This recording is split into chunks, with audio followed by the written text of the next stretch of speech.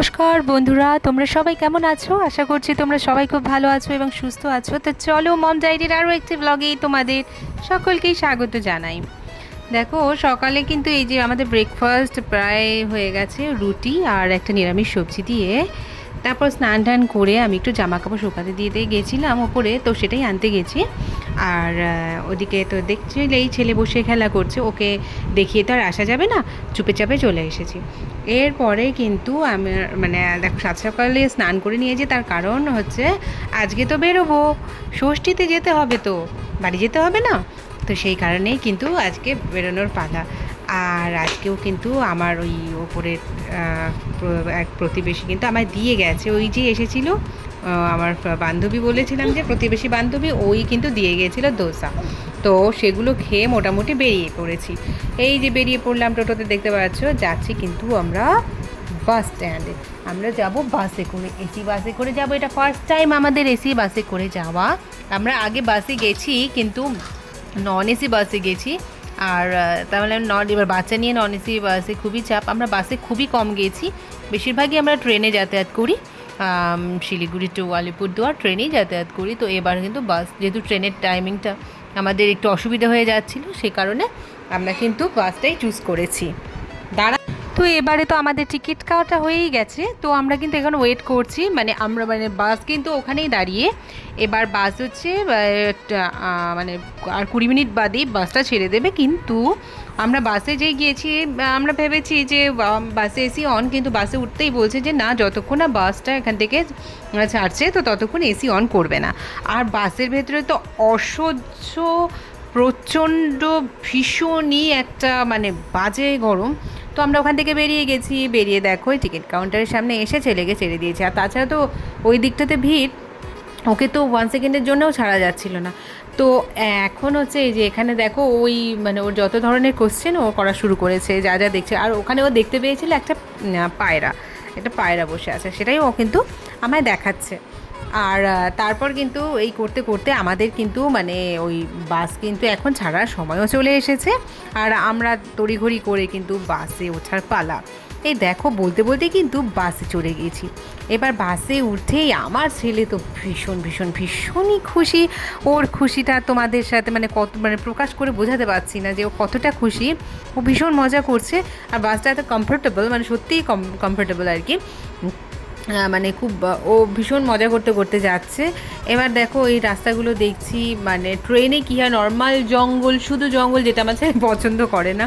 গাড়ি ঘোড়া তো দেখতে পায় না, আর বাসে কী হচ্ছে, গাছপালা, জঙ্গল, গাড়ি ঘোড়া, মানুষ সব কিছু দেখতে পাচ্ছে। আর ও এটা কিন্তু ভীষণ মজা নিচ্ছে। ও পুরো ওই জানালার ধারে বসেই পুরো মজাটা করেছে। এই করতে করতে ও টায়ার্ড হয়ে ঘুমিয়ে পড়েছে। আর আমি বললাম না, এবার ঘুম পাড়িয়ে দিই, কারণ ওকে তো ঘুম পাড়াইনি। আর বিকেলের ঘুমটা ওর মানে ভীষণই দরকার, মানে বিকেলে ঘুমোলেও ও মোটামুটি ফ্রেশ, অ্যাটলিস্ট 1 ঘন্টা তো ঘুমোতেই হবে ওকে। তো এই দেখো, আর এখানে কেন ভিডিওটা করেছি দেখো তোমরা, এটা কিন্তু তিস্তা নদীর কাছে। এই যে ভিডিওটা, এখানে কিন্তু পুরো একদম না, ওই মোমেন্টটায় দেখি পুরো কুয়াশাচ্ছন্ন হয়ে আছে, এত ভালো লাগছে দেখতে।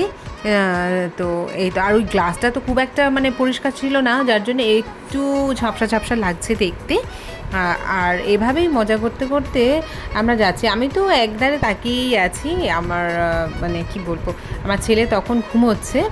আর এখানে এসে দেখি একটু, প্রথমে তো একটু রোদ রোদ ছিল, তারপরের দিকে মেঘলা, আবার দেখি এখন একটু এই রোদ দেখা যাচ্ছে। তো এবার কিন্তু দেখো ছেলে উঠেও গেছে। ও কিন্তু কতক্ষণ ঘুমিয়েছে বলো, 45 মিনিটস না 1 ঘন্টা মতো ঘুমিয়েছে। 1 ঘন্টা ঘুমিয়ে উঠেছে, যাক ভালোই লাগলো, একটু ফ্রেশ হয়েছে। ওকে একটু টুকটাক খাবার খাইয়ে দিয়েছি, ও এবার ফ্রেশ মুডে বসে আছে। কিন্তু ব্যাপারটা কি হয়েছে, মানে এখানে প্রায় 4 ঘন্টা লেগেই যায় বাসে। তো এবার 4 ঘন্টা লাগাতে কি হয়, ও মোটামুটি ঠিক ছিল। এখন থেকে একটু একটু ডিস্টারবেন্স শুরু হয়ে গেছিলো আমার ছেলের।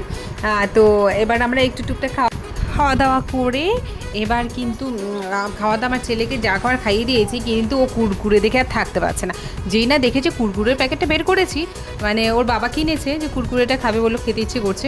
আমি বললাম তোমার খেতে ইচ্ছে করলে হবে কি, কিন্তু ছেলেকেই আর মানে কি বলবো, ওকে কি মানে না দিয়ে খেতে পারবে? ঠিক বলতে বলতেই দেখো, একদম ওর কুরকুরেই চাই, ওটাই খাবে। ও দুটো খেয়েছে, যেহেতু ঝাল এর চেয়ে বেশি খেতে পারেনি, দুটো খেয়ে ব্যাস।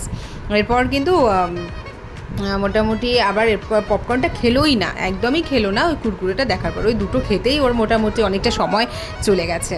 তো তারপর কিন্তু দেখো এখানে দাঁড়িয়ে মজা করছে, সিটের পেছনে যারা বসে আছে আমাদের তাদের সাথে ঘুরে ঘুরে কী সব খেলা করছে ওই জানে, মানে কিছু খেলা করছিল। তো এই করে করে সময় কাটাচ্ছে ও বেশ, মানে এখনও অবধি কিন্তু ও বেশ চুপচাপ শান্তভাবে ওর মতো করে যাচ্ছে। ও পুরো ব্যাপারটা এনজয় করছে, জার্নিটাই এনজয় করছে ও, সত্যি কথা বলতে কোনো ঝামেলা করেনি। কিন্তু প্রবলেমটা শুরু হয়েছে কখন থেকে বলো, যখন মোটামুটি সন্ধে হয়ে গেছে, এই 6:30টার পর থেকে তখন থেকে ওর একটু মানে মানে কী বলবো, মানে ওর বিরক্ত লাগাটা শুরু হয়ে গেছে। এটাই স্বাভাবিক, অনেকক্ষণ টানা বসে আছে, কিছু করেনি।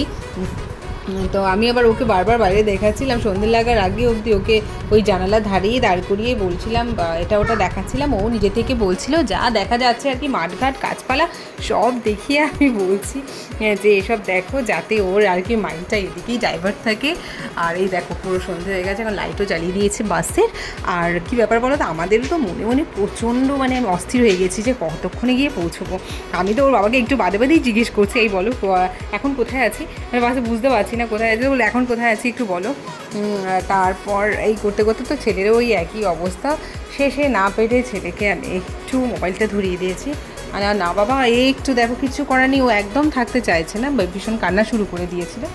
তো আর ট্রেনে কী হয় না, ট্রেনে একটু মোটামুটি থাকতে চায়, ছেড়েও দেওয়া যায় নিচে হাত ধরে অ্যাটলিস্ট, তার যেটা বাসে সম্ভব হয় না। তো এই করতে করতে অ্যাটলাস্ট কিন্তু আমরা পৌঁছে গিয়েছি আলিপুরদুয়ার। এবার ওখান থেকে বাস থেকে নিয়ে আনলাম না, অ্যাটলিস্ট এখন তো কিনা আর লাগেজ নিয়ে এত কিছু করা সম্ভব না, অ্যাটলিস্ট আমটা নিয়ে যাই এখন। তো আমরা কিন্তু আমটা কিনে নিয়ে রওনা দিয়ে দিয়েছি। দেখো আমরা বাড়ির গলিতে অবধি ঢুকে গেছি এখন। আর ঢুকেই তো দেখতে ফ্রেশ করিয়ে দিয়েছি ছেলেকে। আর ওর এই যে ওর তাথই দিদিভাই অনেক আগে থেকেই ওয়েট করছিল আমরা কখন বাড়িতে এসে পৌঁছবো। তো আমরা বাড়িতে এসে পৌঁছতেই দেখি তাথই দিদি এখানেই আছে, আমার ছেলের তাথই দিদি। আর আমার ছেলে তো প্রচণ্ড খুশি, দুজনে মিলে দেখো মানে কি বলবো, খেলাধুলো ছেড়ে পড়াশুনো নিয়ে বসেছে। তো ওদের এই কাজ, মানে ও যেটা নেবে ও সেটা নেবে। তো এই হলো ওদের চললো কিছুক্ষণ। তো ওদের এই তো ঘটনা। আর এদিকে তো দাদু দিদুকে পেয়ে তো প্রচণ্ড খুশি ছেলে, মানে রীতিমতো নাচই শুরু করে দিয়েছে। কি বলবো, ওদের খুশি দেখে আমারই বেশি ভালো লাগছিলো। ওই দেখো ওদের ডান্স শুরু হয়ে গেছে, ওরা সবাই প্রত্যেকে খুব খুশি। আর এভাবেই কিন্তু আমাদের রাতটা এত সুন্দরভাবে কাটালাম। তো জামাই ষষ্ঠীর পুরো ব্লগটা কিন্তু কালই তোমরা পেয়ে যাবে, তো সেটা কিন্তু একদম মিস করো না, সবাইকে দেখতে হবে। তো চলো ব্লগটা না বাড়িয়ে আজকে কিন্তু এখানেই শেষ করছি, দেখা হবে তোমাদের সাথে নেক্সট ব্লগে। তার আগে তোমরা কিন্তু লাইক কমেন্ট শেয়ার করতে ভুলবে না। যারা ইউটিউব থেকে দেখছো তারা আমার চ্যানেলটিকে সাবস্ক্রাইব করে দেবে, আর যারা ফেসবুক থেকে দেখছো তারা আমার পেজটিকে অবশ্যই ফলো করে দিও। তো চলো বাই, খুব সাবধানে থাকবে, ভালো থাকবে, বাই।